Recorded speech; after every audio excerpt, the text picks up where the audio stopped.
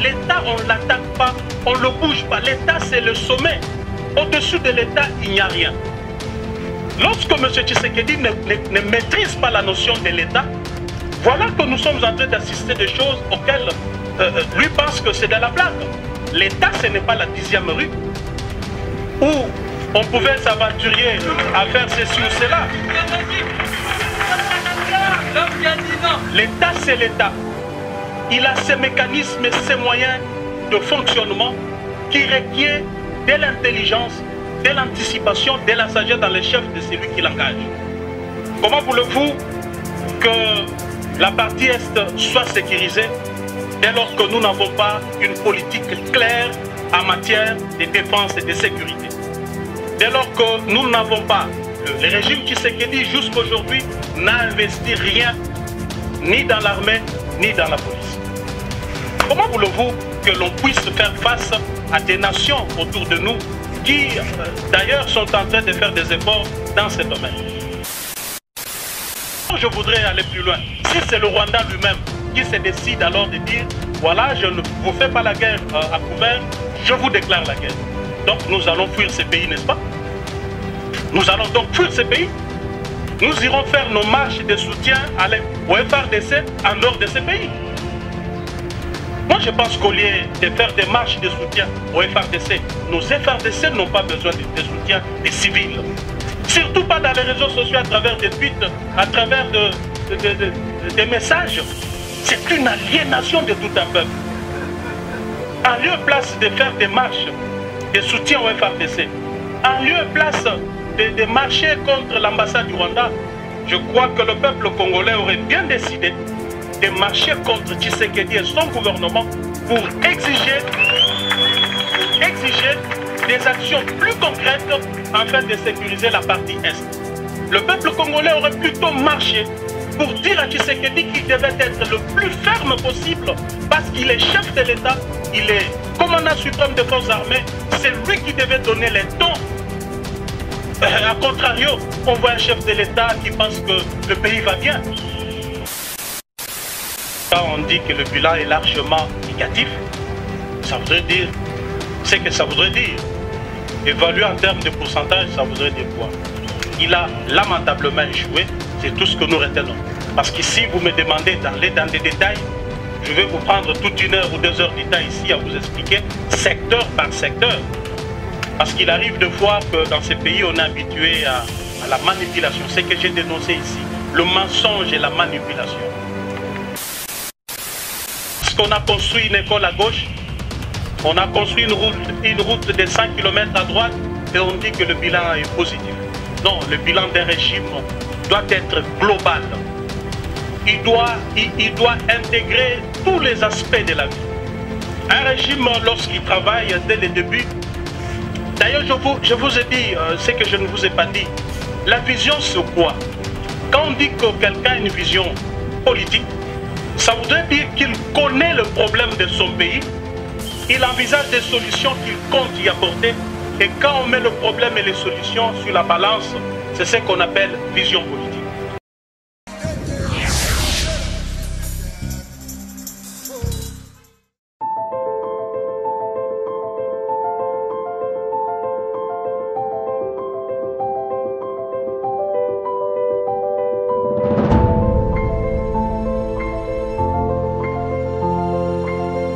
Prime abord, je voudrais vous souhaiter la bienvenue à ces points de presse et vous remercier d'avoir répondu promptement à mon invitation. Chers chevaliers de micro et de la plume, après un si long moment de silence et de méditation, à la suite d'une série de turbulences émaillées d'actes de sabotage, d'humiliation, d'ingratitude et même de calomnie subis en début de cette année, j'ai décidé ce jour de vous convier en vue d'annoncer à l'opinion tant nationale qu'internationale que j'ai initié une formation politique ensemble avec d'autres Congolaises et Congolais que nous avons transformé en parti politique. Il s'agit bien du parti Alliance pour le changement, AC en sigle. Un parti de gauche qui prône la social-démocratie et qui a comme devise liberté, égalité et justice. Le parti AC fera sans nul doute l'opposition au régime Félix Tshisekedi. Et pourquoi nous le ferons? C'est exactement pour deux raisons. Premièrement, d'une part, nous avons constaté l'absence d'une vision claire et d'un leadership convaincant dans le chef du président Félix Tshisekedi, et d'autre part, l'incompétence notoire et la mégestion institutionnalisée caractérisée par l'insouciance, l'irresponsabilité, la jouissance et la prédation au sommet de l'État.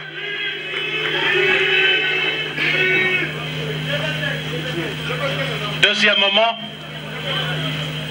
le parti AC se veut une proposition d'une nouvelle offre politique que nous considérons comme alternative crédible à l'échec du régime Tshisekedi.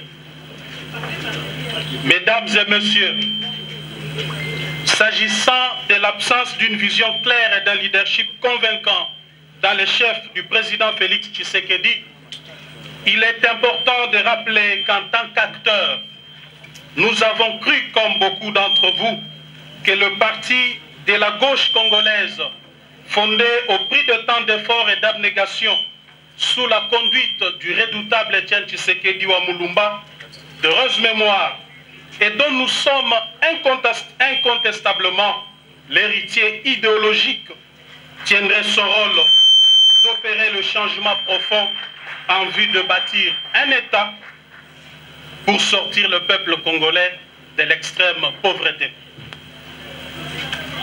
Nous avons essayé en vain de rappeler à l'ordre jour et nuit celui avec qui nous avons pensé incarner la dite vision qui consiste en une gestion qui consiste à l'amélioration des conditions sociales de nos populations à travers une gestion orthodoxe de la chose publique, d'où la célèbre phrase « le peuple d'abord ». Hélas, à l'absence d'une vision claire dans le chef du président Félix Tshisekedi, pour faire décoller le Congo, nous assistons malheureusement à des tâtonnements et des essais-erreurs dans tous les domaines de la vie nationale.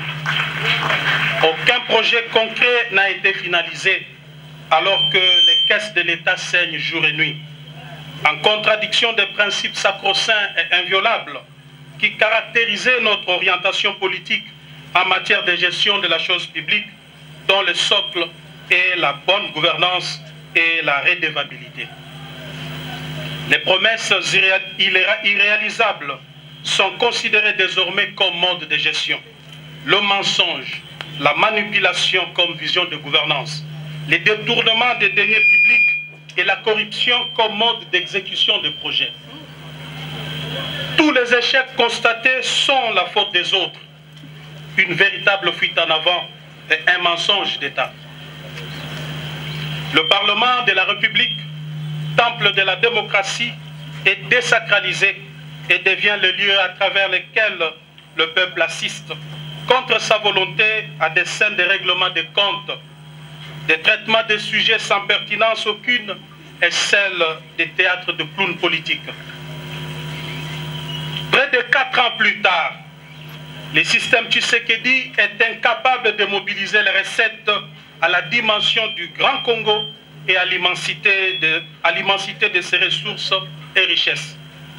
En revanche, force est de constater que l'appareil de l'État se détériore et est devenu de plus en plus un club d'amis où les apprentis sorciers de tous bords exercent leur premier stage au sommet de l'État.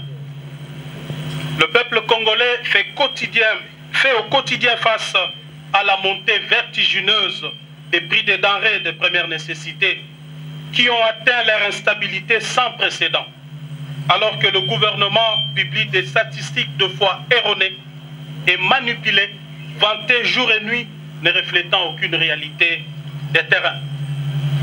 Quoi de plus ahurissant que de constater que le peuple qui constitue le fondement de la démocratie sociale ait été volé par l'État sous la coordination des services de la première institution de la République à travers le dossier RAM. Cette escroquerie d'État s'est déroulée au grand jour. Pire encore, le fonctionnaire, l'enseignant, le militaire et le policier qui devaient bénéficier tout simplement de l'amélioration réelle de leur salaire minimum garanti restent toujours bernés par des suppléments propagandistes, paradoxalement à leur panier de la ménagère, et sans repère ni soubassement dans le calcul de la base salariale. Il va sans dire que le gouvernement a abandonné sa mission principale. Le peuple est désormais face aux dirigeants irresponsables. L'absence des mesures rationnelles d'encadrement de la gratuité de l'enseignement, fondamentale bien entendu, fait chuter la qualité de l'éducation nationale, alors que l'accès aux soins de santé primaires de la population devient un cauchemar sous le régime des jouisseurs. Mesdames et messieurs, nous avons à son temps demandé la réduction du train de vie des animateurs des institutions. Cette réduction cadre avec la vision socialiste qui devrait guider toute action politique d'un régime dirigé par, entre guillemets, un tshisekédiste. Mais hélas, on a vu par contre la mise en place d'un système corrompu de kamikazes en enrichissement illicite, pillage et détournement des deniers publics. L'absence du leadership politique responsable au sommet de l'État a exposé le pays à une diplomatie de complexe et de complaisance sans anticipation aucune. De multiples voyages diplomatiques n'ont réussi à convaincre aucun chef d'État et de gouvernement en faveur des différentes causes de notre pays. La situation d'insécurité à l'est du pays, dont les ennemis sont connus et que nous avions eu l'occasion de dénoncer les dangereux rapprochements en son temps, est la preuve éloquente que les déficits du leadership et des capacités à prendre des décisions fermes et courageuses en interne et vis-à-vis de ceux qui nous menacent pour apporter le soulagement à nos populations de l'Est tant meurtri et démontré. Les désastres qui prévoient actuellement dans la partie est de notre pays, plus principalement dans la province du Nord Kivu et de l'Ituri, relèvent de la responsabilité première du chef de l'État et de son gouvernement. Il s'agit de rappeler que les dirigeants actuels n'ont entrepris aucune réforme de notre système de défense et de sécurité. Pire encore, les militaires et les policiers vivent dans des conditions exécrables. Depuis que M. Félix Tshisekedi est au pouvoir, vous en doutez, il n'a jamais songé à doter ne serait-ce que l'uniforme aux militaires et policiers. Si tel est le cas, que dirions-nous alors des armes et des munitions qui sont indispensables pour toute campagne militaire afin de protéger la population? Dans ces conditions, il est clairement établi que le système en place expose la République, le peuple congolais, ainsi que ses ressources naturelles. Quant à nous, nous visons l'amélioration des conditions de vie de nos populations à travers une classe moyenne. Mesdames et messieurs, au regard de ce tableau sécuritaire sombre, il est clair que M. Félix Tshisekedi, aujourd'hui, doit être considéré comme un danger au sommet de l'État.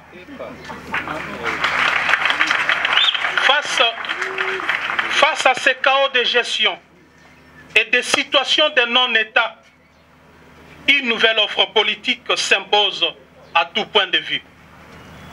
Cette offre politique que nous proposons à travers l'Alliance pour le changement consiste en la transformation de l'homme congolais, à la refondation de l'État, la mise sur pied d'un modèle économique et financier favorable au contexte congolais et à la révolution sociale à travers une gestion rationnelle et raisonnable de nos ressources et richesses naturelles.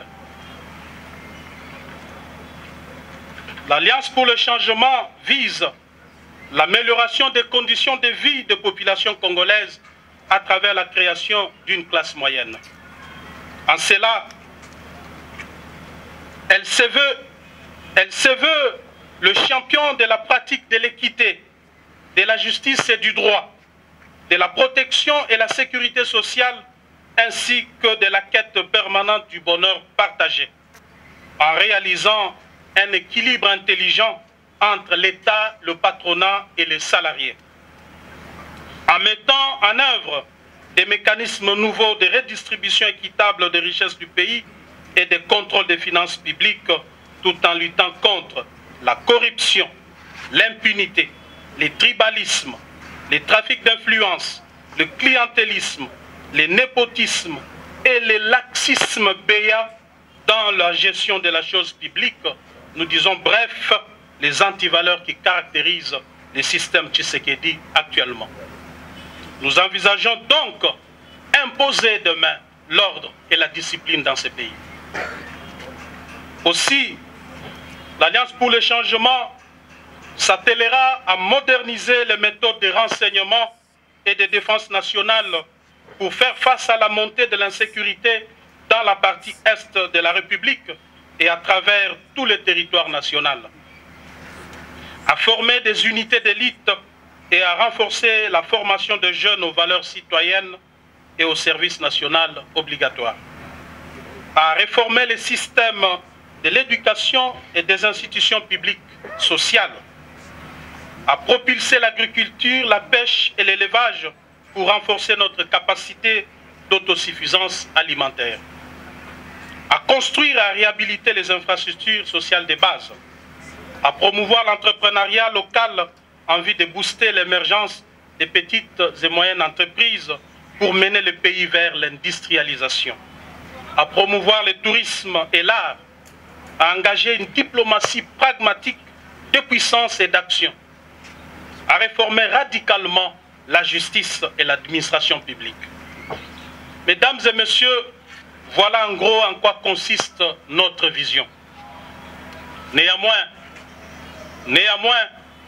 nous sommes tenus de vous informer que jusqu'ici, le régime en place ne nous a pas encore délivré l'arrêté d'enregistrement pour nous permettre de fonctionner, alors que nous avons introduit la demande d'enregistrement de notre formation politique depuis le 14 juin 2022 au cabinet du vice-premier ministre, ministre de l'Intérieur.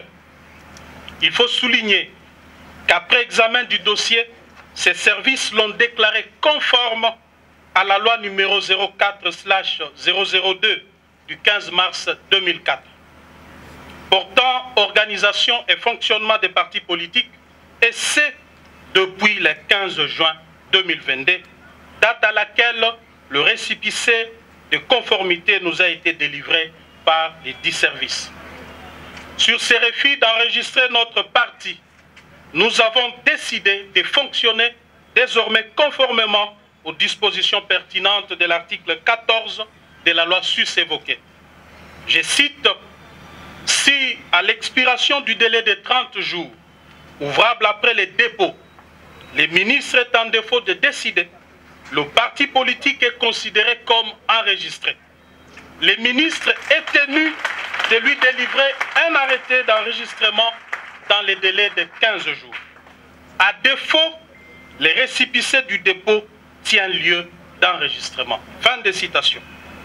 À ce jour, nous sommes le 18 juillet 2022, soit 34 jours après le dépôt du dossier.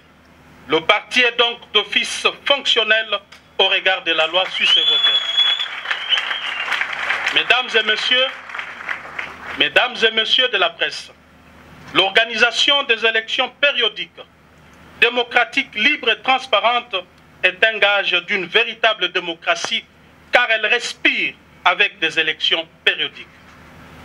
À ma qualité de sociodémocrate, combattant de la liberté pour l'instauration d'un État véritablement démocratique, je suis déçu de vous annoncer à travers ce point de presse que le régime Tshisekedi a décidé de mettre en péril la périodicité, la sincérité et la transparence des élections en préparant les glissements ainsi qu'en orchestrant une fraude massive aux prochaines échéances électorales. Le plan consiste en la création de plusieurs partis politiques mallettes dans l'entourage du président Félix Tshisekedi par les membres de sa famille et de ses amis, avec espoir de se voir distribuer des sièges à l'Assemblée nationale et dans des assemblées provinciales. Ces plans funestes, dont se vante avec fierté et assurance d'ores et déjà les précités, visent à s'attribuer par des mécanismes frauduleux, vous vous en doutez, 300 sièges à la Chambre basse et laisser 200 pour les autres formations politiques. J'avais eu le courage en son temps de m'en prendre vertement à certains dans l'entourage du président Félix Tshisekedi pour dénoncer ces plans qui ne cadrent ni avec la vision, ni avec l'idéal pour lequel nous nous étions bâtis près de 4 décennies. J'avais également discuté plusieurs fois avec le président Félix Tshisekedi quant à ces plans, tout en lui rappelant l'épisode noir du carton jaune du 19 décembre 2016. Marche organisée par feu le docteur Etienne Tshisekedi afin d'exiger la tenue des élections dans les délais constitutionnels où Félix Tshisekedi et moi-même étions dans la rue. Ces jours-là, nous avions assisté à un carnage où plusieurs jeunes avaient péri la vie et le soir du même jour, le siège de l'UDPS avait été plastiqué et 7 personnes y périrent calcinées. Cet épisode sombre de notre histoire commune traduisait non seulement notre engagement à l'instauration d'un État véritablement démocratique, fondé sur les valeurs qui sous-tendent toute société moderne, mais aussi le caractère cosmogonique de notre combat au regard du nombre de victimes enregistrées dans nos rangs, que nous considérons à juste titre comme des martyrs de la démocratie. Et j'avais dit au président Tshisekedi qu'il n'est pas organisé des élections libres, démocratiques et transparentes dans les délais constitutionnels, en dépit du bilan largement négatif, trahirait notre idéal de combat, détruirait le mythe Etienne Tshisekedi et cacherait sur la mémoire de nos martyrs. Eu égard à tout ce qui précède, mes chers amis, vous allez constater avec moi que les divergences de vues et persistantes étaient des tailles entre moi et le président Félix Tshisekedi. C'est comme ça qu'en ce jour, devant vous, je lance un appel au peuple congolais, à tous ceux qui avaient cru dans le combat d'Etienne Tshisekedi, de se mobiliser pour barrer la route à ces régimes des irresponsables jouisseurs qui se définissent comme antithèse du tshisekédisme. Ne pas les faire à pour risque de pérenniser la souffrance et le maintien de la République dans le sous-développement avec péril de plonger le pays dans une guerre civile inutile. M. Tshisekedi doit désormais savoir que cette manœuvre ne passera pas.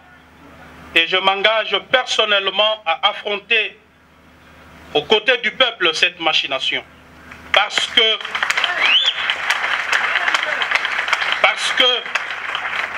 je considère le combat que je dois devoir mener désormais comme un tournant très important dans ma vie politique. Mesdames et messieurs, comme vous le savez, nous avons aussi assisté à la reprise petit à petit des tares de dictatures de triste mémoire. Le pays est en train de subir un recul démocratique honteux des restrictions des libertés d'expression. Et le peuple assiste impuissant devant l'émergence d'une néomonarchie constituée d'une classe de mafieux fanatiques applaudisseurs. On constate la flambée des arrestations des leaders d'opinion et des atteintes à la liberté de la presse avec des intimidations de journalistes dont certains sont contraints à l'exil. Il en est de même de l'usage abusif des services publics à des fins privées, les trafics d'influence par la résurgence des familles et des personnes intouchables, la manipulation de la justice avec des dossiers montés de toutes pièces pour écarter certains adversaires. Et cela, ce sont sans doute des antivaleurs des signes prémonitoires d'une dérive dictatoriale qui se dessine. Pire encore, l'humanisation des services de sécurité est un contrat social conclu avec le peuple. Mais hélas, contrairement à cette grande attente, ils sont utilisés aujourd'hui comme outil de répression, d'intimidation et de rançonnement des opérateurs économiques et des investisseurs étrangers à la manière des régimes passés que nous avions combattus. Au niveau de la gestion de province, le processus de la décentralisation est battu en brèche par le pouvoir en place en y institutionnalisant un clientélisme et une corruption à grande échelle.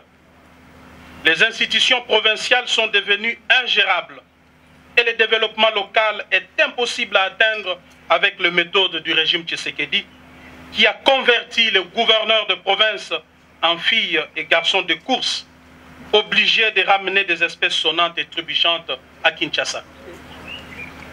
Sous ces régimes, le peuple qui avait nourri l'espoir d'une nation, qui avait nourri l'espoir de voir une nation s'établir après la passation pacifique et civilisée du pouvoir, a vu renaître les sentiments du tribalisme et du régionalisme. L'opinion nationale est scandalisée de la reprise avec force de l'impunité dans notre pays, dont le corollaire est la consécration de la justice à double vitesse. Vous remarquerez sans doute qu'il existe désormais une catégorie de Congolais à poursuivre avec acharnement et une autre à protéger. Au regard de la situation chaotique dans laquelle est plongé notre pays par ce régime, il y a lieu, je suis convaincu, je suis plus que convaincu, que la page Félix Tshisekedi est désormais tournée.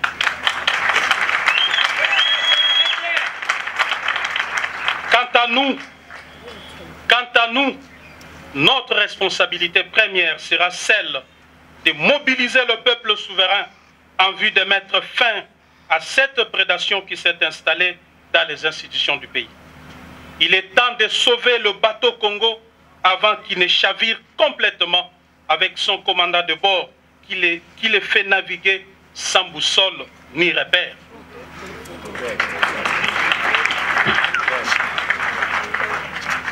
Dans un monde en total bouleversement, dans les décombres d'une gouvernance au rabais, dans un paysage politique mouvant dans lequel tout est incertain, tout est sans cesse remis en question, nous devons imposer une révolution contre la prédation et l'amateurisme au sommet de l'État.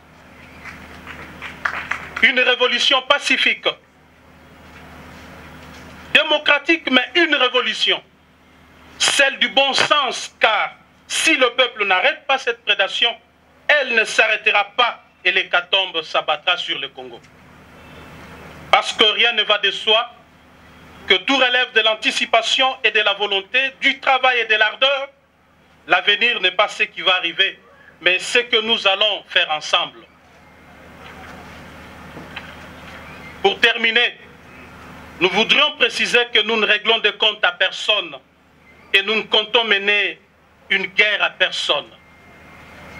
Nous ne réglons que des problèmes de la RDC pour laquelle nous sommes désormais résolument engagés.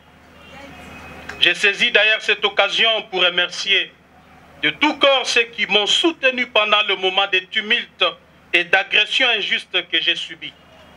Toutefois, je dois leur rassurer que de tous ces événements, rien ne m'a ébranlé. En revanche, je les ai transformés.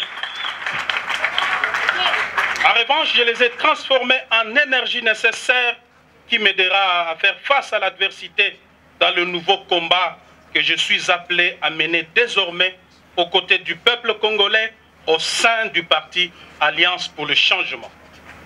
Il faut un nouveau leadership à tout prix pour la RDC. Ainsi, je pardonne à tous ceux qui m'ont fait tant de mal. En même temps, je demande pardon à tous ceux qui se sont sentis offensés par mes actes et mes décisions politiques. Mesdames et messieurs de la presse, vous serez conviés dans le tout prochain mois à la cérémonie de sortie officielle du parti Alliance pour le changement, au cours de laquelle nous dévoilerons notre projet de société ainsi que les grandes actions que nous comptons mener jusqu'à la victoire finale. À présent, je me mets à votre disposition pour répondre à toute préoccupation liée à l'objet de notre point de presse de ce jour. Je vous remercie. Allez, merci. Monsieur, j'allais dire Président Jean-Marc Kabound, aujourd'hui que vous lancez votre parti politique, très critique à l'envers du régime Tshisekedi, mais vous-même, quelle est votre part de responsabilité? Puisque vous avez été à la manœuvre jusqu'à votre départ de l'Assemblée nationale. Est-ce que vous aussi, vous êtes comptable du régime Félix Tshisekedi? 2023 pointe à l'horizon. Vous avez déjà une candidature en vue, vous-même. Comment ça va se passer pour 2023, pour la candidature présidentielle? Merci. Merci beaucoup, Madame Rachel. Ma responsabilité, si je dois l'établir, je pourrais encore regretter ici pourquoi avoir contribué substantiellement à ce que Félix Tshisekedi soit président de la République. Mais je ne veux pas regretter pour ça parce que j'étais chef du parti. J'étais chef dans ces partis-là. Étant donné que tout parti politique a pour vocation la conquête du pouvoir, son exercice et sa conservation, je suis tenté de ne pas regretter aujourd'hui pourquoi avoir consacré mes énergies et mes forces afin que l'UDPS accède au pouvoir. Mais tout simplement, je regrette l'échec de celui en qui nous avions placé notre confiance. Et je crois que c'est une page que nous devons tourner rapidement. Mais pour tout ce qui reste, je crois que j'ai joué mon rôle. J'ai joué mon rôle en tant que responsable dans le 4000 pour rappeler chaque fois à notre ami qui aujourd'hui est président de la République les bien fondés de notre combat. Je n'ai pas été quelqu'un qui le flattait. Il peut l'attester lui-même que je lui disais ce qu'il ne voulait pas entendre. 9 fois sur 10, je lui disais régulièrement non. Ça voudrait dire que j'étais conséquent avec moi-même. Je dois vous dire que j'ai été opposé à plusieurs dossiers, opposé à plusieurs propositions ou à plusieurs décisions de gouvernance de M. Félix Tshisekedi. C'est notamment le dossier RAM. J'ai été farouchement opposé. Mais qu'est-ce que je pouvais faire parce qu'on était dans un régime, on était dans un système? Devrais sortir pour dire au peuple que voilà, je suis contre ce qui est fait là-bas. Vous, les journalistes, vous aurez dit crier à l'amateurisme. Comment il est là-bas et puis il vient nous dire qu'il est contre. Pourquoi il ne démissionne pas? J'ai été opposé à plusieurs dossiers. Je viens d'évoquer ici les dossiers élections. Quand j'ai appris tout simplement qu'un plan s'est tissé autour du président Félix pour gagner 2 ans de glissement, remettre tout le monde dans la gestion, les affaiblir, puis organiser des élections où la tricherie était en train de se préparer parce que beaucoup se vantaient déjà d'avoir la CENI et la Cour constitutionnelle. J'ai dénoncé cela. Je lui ai dit que ceci ne cadre pas avec notre vision. J'aimerais bien, parce que j'étais même chantre de la conservation du pouvoir par l'UDPS jusqu'au retour de Jésus-Christ. C'est moi qui le disais. Mais je ne lui ai dit pas par des mécanismes frauduleux. Il n'y a qu'un seul mécanisme pour conserver le pouvoir, c'est rencontrer les besoins du peuple. Accomplir la partie de son contrat. Je lui ai dit, Monsieur le Président, je suis actuellement chef du parti. Tout ce que moi je vous demande, donnez-moi le bilan. Aux prochaines élections, je vous donne une majorité. Mais s'il n'y a pas de bilan, il ne faut rien espérer. Je ne ferai pas de la magie. Je le lui ai dit. C'était en privé. Malheureusement, je ne pouvais pas sortir, convoquer la presse pour dire voilà, je viens de dire au président Tshisekedi ceci ou cela. Madame, je crois que je sors de cette histoire avec une conscience tranquille pour avoir joué complètement mon rôle d'un véritable Tshisekediste. Et le fait même que j'avais décidé de démissionner, de quitter le pouvoir, est un signe clair que je n'étais pas d'accord avec la gestion du pays par Félix Tshisekedi, et par ricochet, je ne peux pas regretter de quoi que ce soit parce que je n'ai aucune responsabilité à porter là-dessus. Par rapport à 2023, madame, nous venons de créer un parti politique. Ce n'est ni un parti de mallette, moins encore un parti qui accompagnera XY. C'est un parti qui a vocation, d'abord un parti qui est créé sur base d'une vision, une vision claire, d'un ancien opposant qui a été au pouvoir, qui redevient opposant avec toutes les expériences possibles de l'opposition et de la gestion. Alors, en tant que parti politique, notre objectif serait de conquérir le pouvoir pour concrétiser notre vision. Je vous ai dit ici que notre vision, je l'ai même résumée. Je l'ai résumée.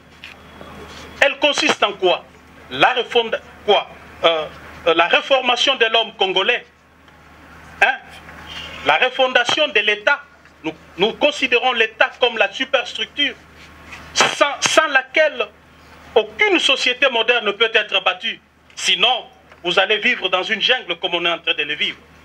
Nous avons parlé aussi de la mise sur pied de modèles économiques et financiers adaptés au contexte congolais.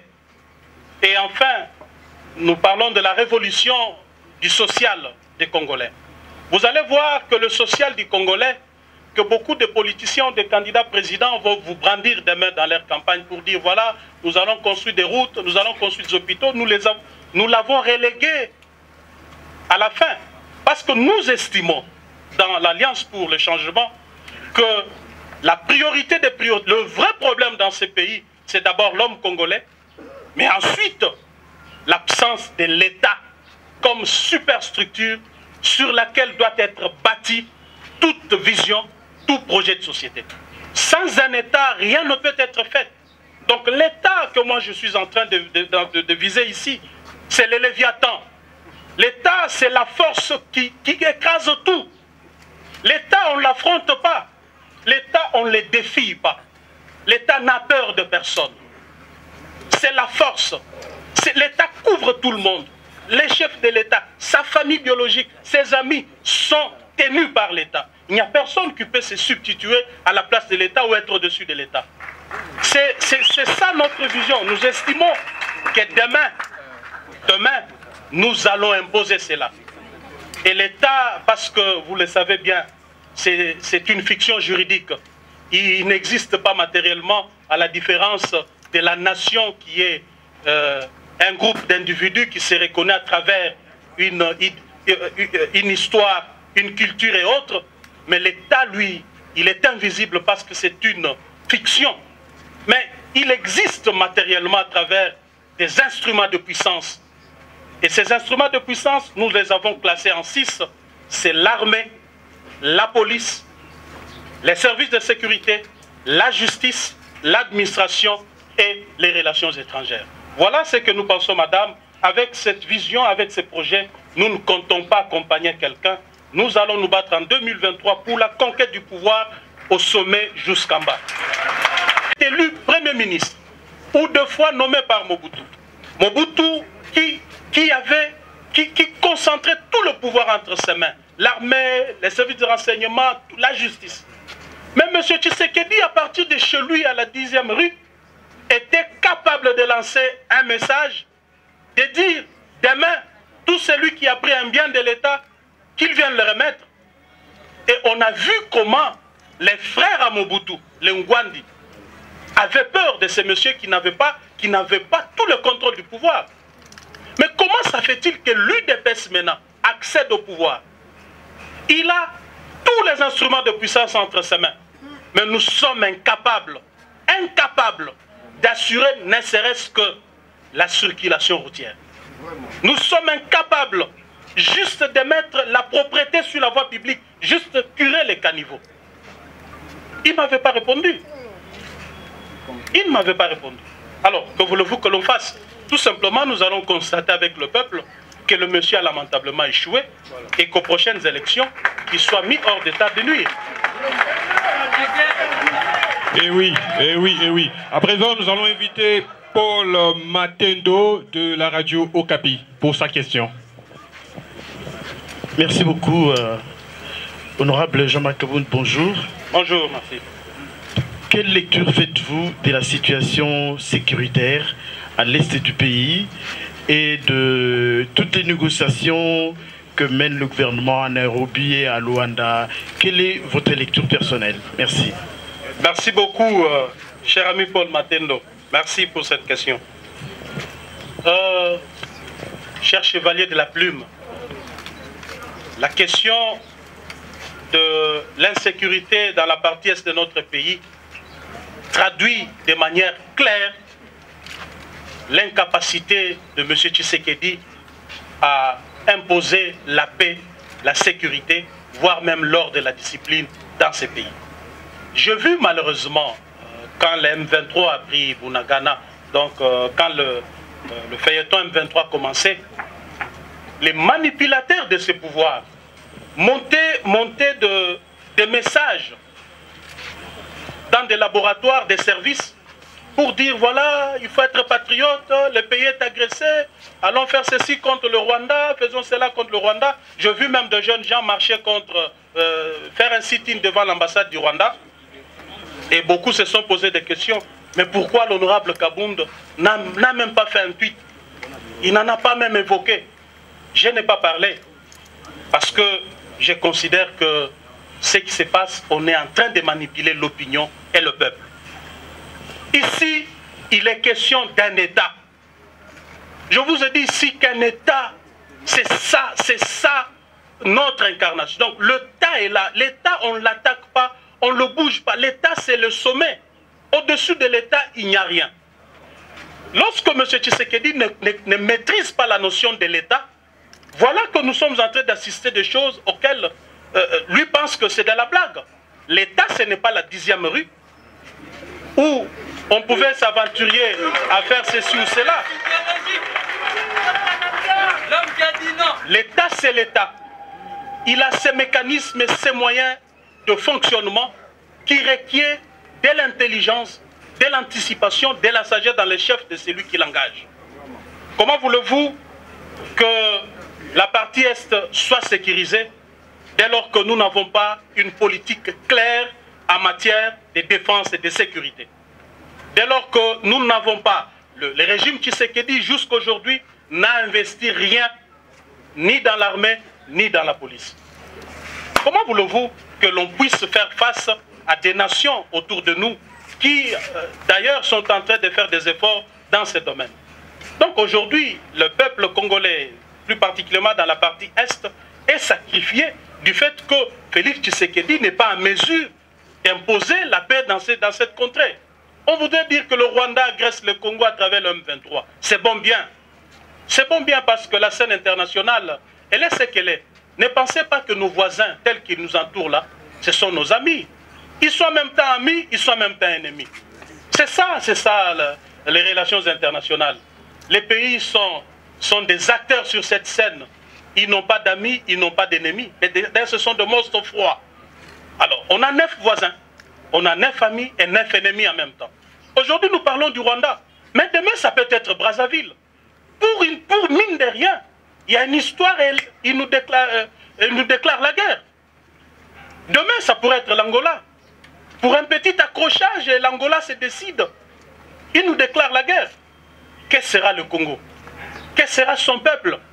Si nous sommes en train aujourd'hui de nous lamenter parce qu'un groupe armé, soutenu par le Rwanda soit-il, est en train de semer désolation dans toute la partie est du pays. Mais si alors demain, un État nous déclarait la guerre? Ou encore, je voudrais aller plus loin, si c'est le Rwanda lui-même qui se décide alors de dire, voilà, je ne vous fais pas la guerre à couvert, je vous déclare la guerre. Donc nous allons fuir ces pays, n'est-ce pas? Nous allons donc fuir ces pays. nous irons faire nos marches de soutien au FARDC en dehors de ces pays. Moi, je pense qu'au lieu de faire des marches de soutien au FARDC, nos FARDC n'ont pas besoin de soutien des civils. Surtout pas dans les réseaux sociaux, à travers des tweets, à travers des messages. C'est une aliénation de tout un peuple. En lieu et place de faire des marches de soutien au FARDC, en lieu et place de marcher contre l'ambassade du Rwanda, je crois que le peuple congolais aurait bien décidé de marcher contre Tshisekedi et son gouvernement pour exiger des actions plus concrètes afin de sécuriser la partie Est. Le peuple congolais aurait plutôt marché pour dire à Tshisekedi qu'il devait être le plus ferme possible parce qu'il est chef de l'État, il est commandant suprême des forces armées, c'est lui qui devait donner les tons. A contrario, on voit un chef de l'État qui pense que le pays va bien. À le voir comme ça, vous ne sentez pas que ce monsieur a un pays qui a un problème. Surtout qu'il ne se permet pas de passer de bons week-ends. Chaque week-end, c'est la coule douce. Vous voyez, avec une situation pareille, il faudrait pas aller chercher les diables ailleurs. Le diable se trouve chez nous.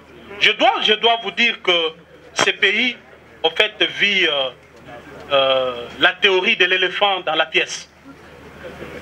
Vous savez, la théorie de l'éléphant dans la pièce, c'est que nous sommes en train de penser que la faute, c'est l'autre. Alors le vrai problème est dans la maison. On ne fera aucun ménage, on n'arrangera rien aussi longtemps que l'éléphant est dans la pièce. Bien. Donc Tshisekedi a lamentablement échoué.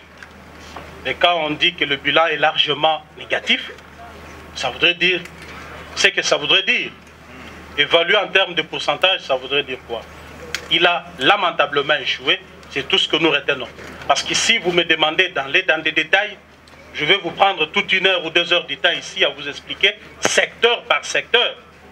Parce qu'il arrive deux fois que dans ces pays, on est habitué à la manipulation. C'est ce que j'ai dénoncé ici, le mensonge et la manipulation.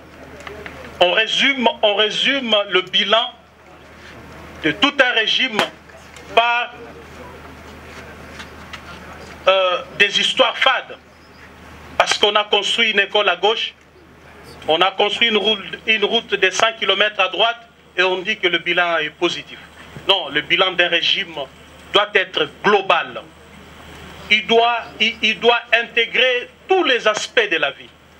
Un régime, lorsqu'il travaille dès le début, d'ailleurs je vous ai dit ce que je ne vous ai pas dit. La vision, c'est quoi?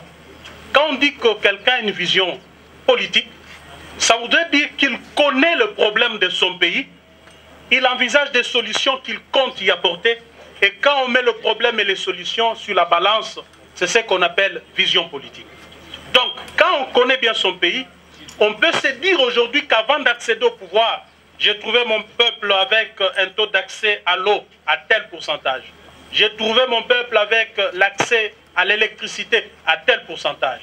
J'ai trouvé mon peuple avec l'accès aux soins de santé de qualité à tel pourcentage. J'ai trouvé mon peuple avec l'accès à un logement décent à tel...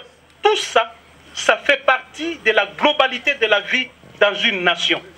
Et quand on évalue un régime, on l'évalue de manière globale. Pas sur base de 10 km de route ou de 2 écoles construites à gauche à droite. Je trouve que ça, on est habitué. On est en train de flouer le peuple. Et ça, c'est depuis la nuit des temps. Que chaque fois qu'un régime est là, on vous brandit une école construite à gauche. On vous brandit 2 fois dans les réseaux sociaux. C'est des montages qu'on fait. Et le peuple, pour dire au peuple que voilà, le bilan est positif. Moi, je crois que nous devons évaluer un bilan sur base des éléments globaux qui constituent la vie socio-économique, environnementale de l'homme congolais. Merci. Ok.